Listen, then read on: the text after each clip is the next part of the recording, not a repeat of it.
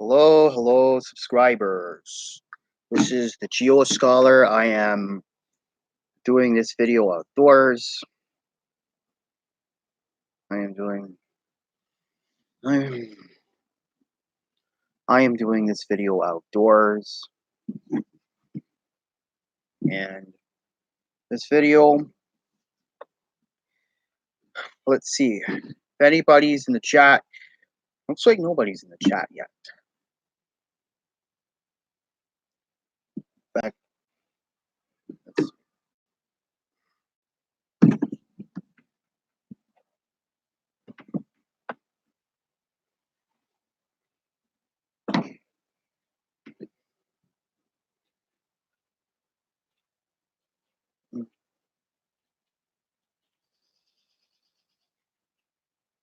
I think I'm gonna see if I can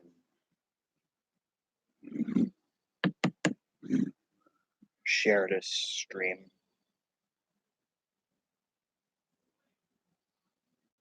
Yeah, I'm outdoors and there are people talking around me, and I'm gonna see if I can share this.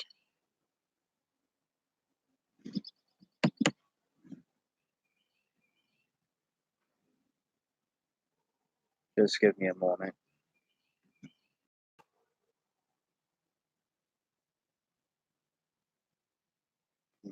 Bugs out here.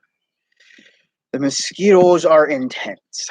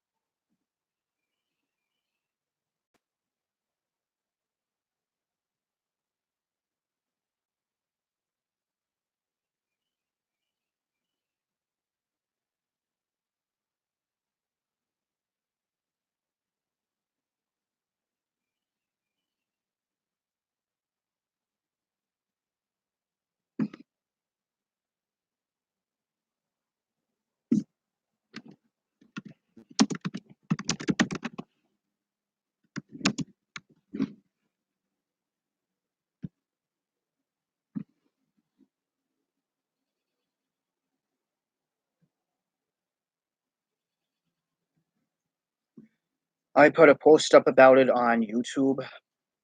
Hopefully, there will be people who will get to see this.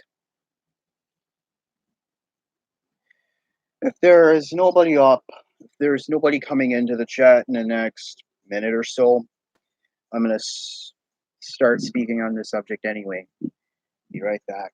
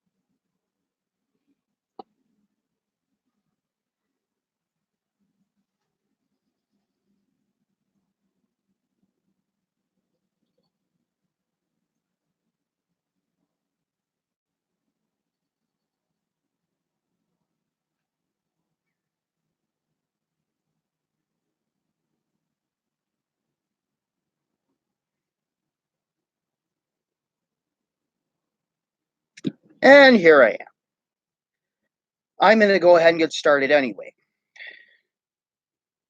This past week, there have been record high temperatures in places like California, out in Washington State, in cities like San Francisco, Oakland, Seattle, San Bernardino, Los Angeles. There have been there was a heat wave out there this past weekend, going into this week, and temperatures. Now, you got to understand the definition of a heat wave. What qualifies as a heat wave in some places doesn't qualify as a heat wave in a lot of other places. Take into account, take Phoenix, Arizona. Phoenix is a very hot city. It's very normal, especially in the summer, to get temperatures up into the 100s. That's the average. When you're in a city like San Francisco, in the month of June, a temperature, ooh, mosquitoes. In the month of June, temperatures getting up into the 80s, especially the upper 80s, that's not considered normal. That would actually qualify as a heat wave in San Francisco because San Francisco doesn't have a climate like that. San Francisco has a mild climate. You don't get temperatures much higher than the 70s. You don't get temperatures in the winter going much lower. If it's at night, the temperature drops to about 40, and during the day it goes up into to the mid 50s. That's San Francisco's climate. That's the way the climate out there is. You go to a city like Los Angeles, depending on what part of Los Angeles you are, because you have to take into account the geography and how close you are to the water compared to what other part of the city you're in. You know, you go into place, you go close to the coast, high temperatures in July, probably about 80. Whereas in the winter, it's in the mid 60s. Because it doesn't get too hot, it doesn't get too cold because you're on the ocean. You've got that Pacific Ocean influence. You've got that California high. You got that California current. I got it mixed up. It's that high pressure from the Pacific Ocean during the summer. It shifts towards the California coast, and you got those northerly winds coming down, and you got those cool ocean currents bringing in cooler air, bringing in the breezes, and it keeps, unless you go further inland into the valleys where it's going to get hotter because you're further away from the ocean. Unless, if you're on the coast, it's going to be a little cooler. Daytime temperatures probably, low 80s, mid 80s, and then at night it probably dips into the, mid 60s.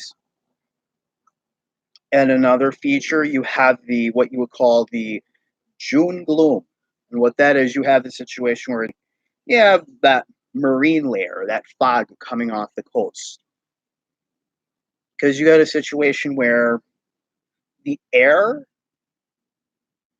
temperature contrasts greatly with, the ocean temperature. Because I've actually gone swimming in the Pacific Ocean right off of Venice Beach. And it was some cool waters. The water temperature is around 60 to 63 degrees Fahrenheit. Contrast that, you've got that marine layer. And I remember being out there. I remember it's like, you got the sunshine, but you'd also have those clouds coming off of the ocean because, you have that sort of June gloom going on in California. And what happened with this heat wave, that stopped. With the heat wave, you had a situation. This is what happened. With the heat wave, you had a situation where, in addition to a high pressure system, you had a northerly bulge in the jet stream. The northerly bulge in that high pressure system created a situation where winds were descending down the mountain. And those winds, this is how it works. When you have wind descend down mountains, you have that compression. You have that warming as the air goes further down in elevation. You have that adiabatic warming. And as that wind goes down, goes further down into elevation. It gets warmer and warmer.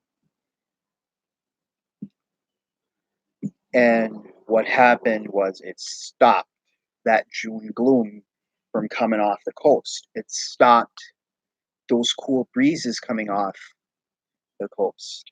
And what ended up happening was the air got uncharacteristically warmer. It started to get really hot.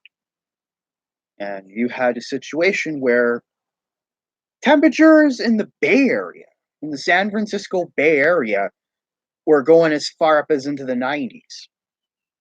You had temperatures going into the 90s, and you had parts of Southern California where temperatures were hitting the 100s because you had that wind. You had those downsloping winds coming out of the mountains, and it was getting warmer as it was going further down. And with that situation, you had a Chinook effect, you had a föhn effect. In fact, I'm going to type in föhn, how you would spell föhn.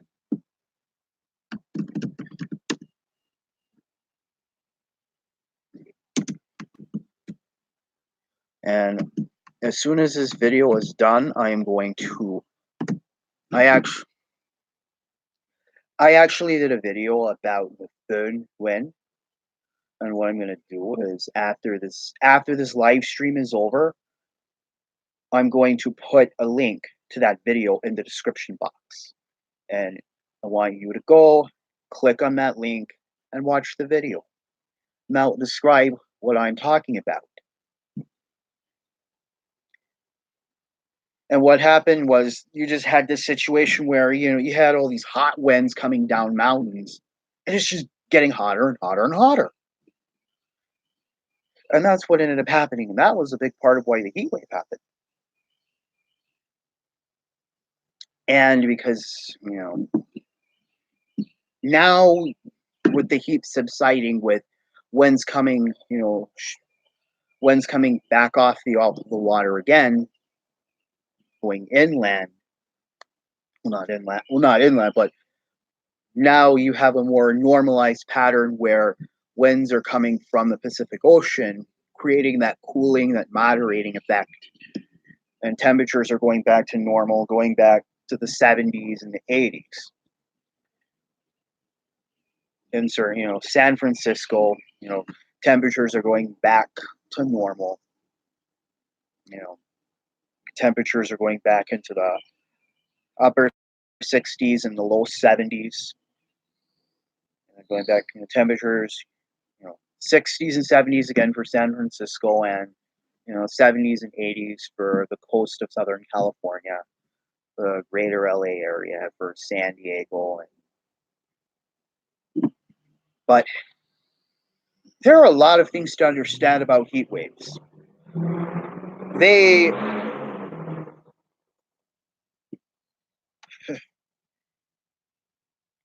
Yeah, I actually do a little lifting.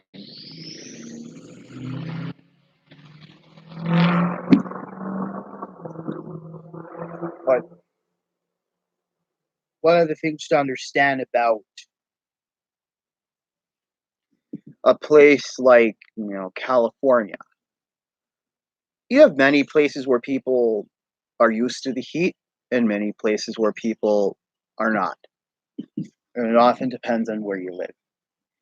If you're in a city like San Francisco, temperature is getting into the 80s during the month of June or July. That is going to make the news because it normally just doesn't get that hot. But if you're living in a city like Seattle, where it hardly ever gets that, it's rare for it to get that hot. What you end up happening is you have a situation where temperatures get up high, temperatures get high like that. And when you have temperatures getting up that high, it's going to create a problem for many people. It creates a problem where you have people who are not used to living. Right now, it's actually cooler than average here in Georgia. Temperatures today actually hit the low 80s, which is actually bizarre because we're in the month of June here in the Atlanta area, and a couple of weeks ago it was in the 90s. It was broiling. Like it was hotter. It was much hotter. It got a little cooler for the Atlanta area. Temperatures getting up into the upper 80s, low 90s. That's commonplace for Atlanta during the summer. If those temperatures, upper 80s, low 90s, were to take place in, say, April, people would have some concerns. There would be concerns, because if you're having, temperatures in the 90s taking place in April in Georgia, then it's a problem.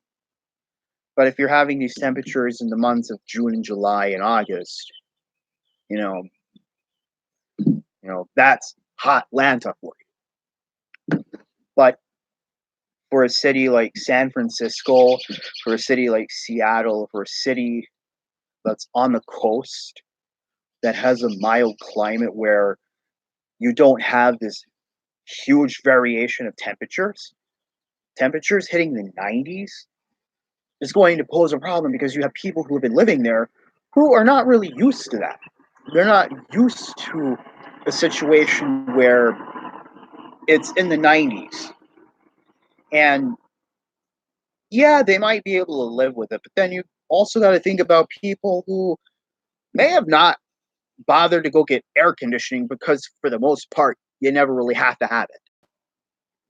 You know, you get people who probably don't get air conditioning in their homes because, well, for many people, it's not a necessity. However, when you have heat like that, suddenly you got a problem. And for people living, take for example the heat wave in Chicago that took place during 1995. I remember that heat wave because I was watching the Weather Channel and I was following it.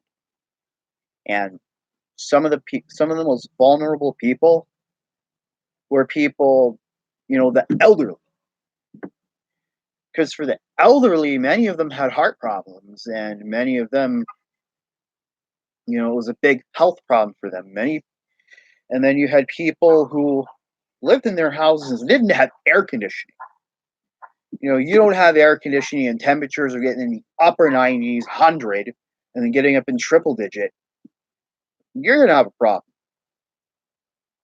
And then you're going to have a problem if you have never had to have air conditioning and suddenly you need it and you don't have it because you've never had to have it. If you lived in San Francisco or if you lived in Seattle, that's not to say that there aren't people there that don't have it.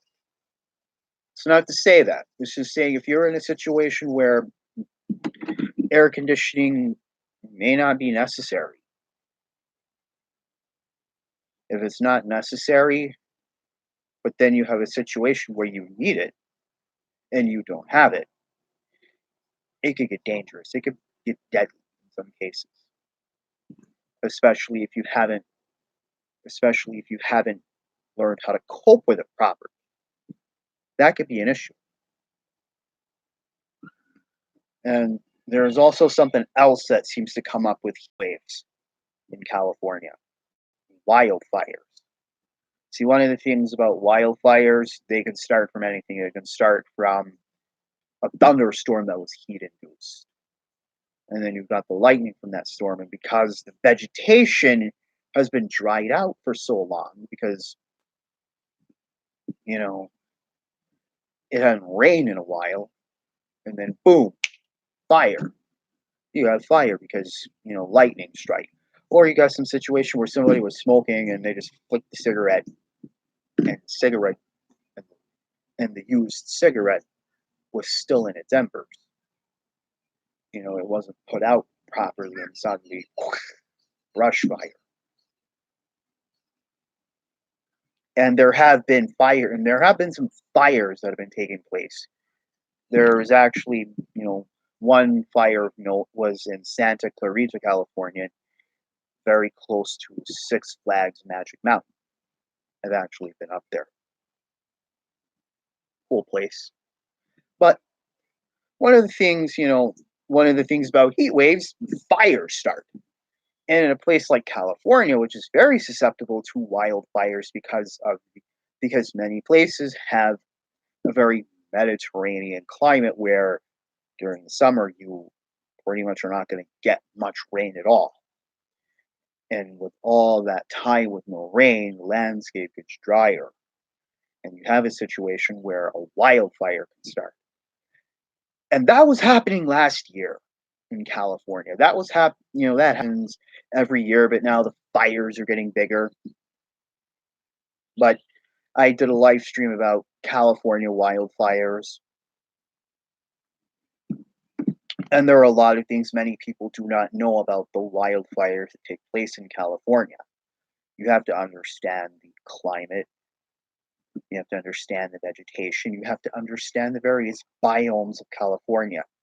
You have to understand many of them are taking place in areas where you have the chaparral biome. You have this biome of Mediterranean heathlands and xeric scrublands. You have a lot of plants, a situation where wildfires can take place because it's been dry for such a long time.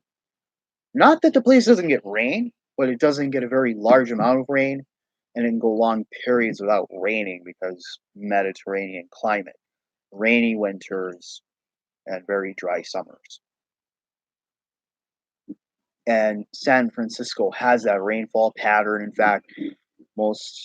Pretty much most of California has that rainfall pattern, that Mediterranean style rainfall pattern of rainy winters and dry summers.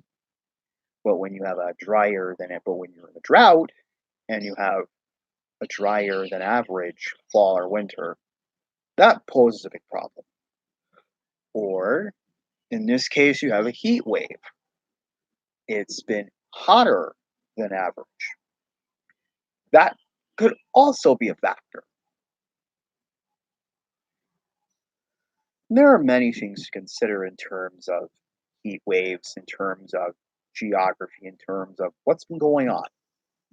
You know, the temperatures that we've been, the temp, no, not we, I'm not in California, but the temperatures people in California have been seeing, people in Washington state have been seeing, well, at least certain parts of California and Washington state.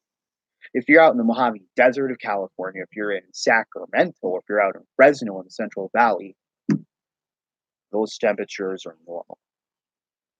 If you're in San Francisco, if you're in San Diego on the coast, if you are in Santa Monica, California, temperatures going up in the triple digits are not normal.